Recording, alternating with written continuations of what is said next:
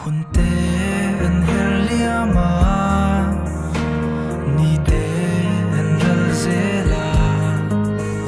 ngain ka zong roi chin te khoi a chuan ve ta kam te mu enge kan shia ta eng kan te nge ni ma se nun tui eng ma lo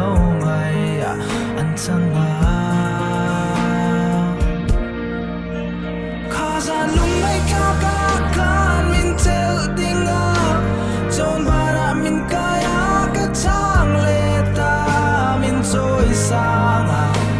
min liam turi ni ting mit lima se a pen a ting mit tui far chuan in ka thin lai ril chu a fan chua ka min dem big lo la ka thin lung tur tu chu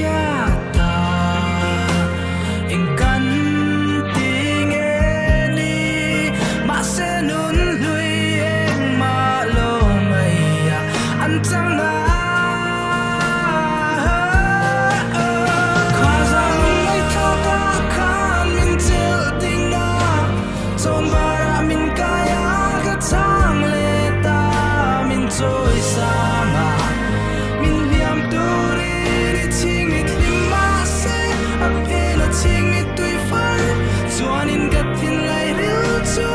fan chua ka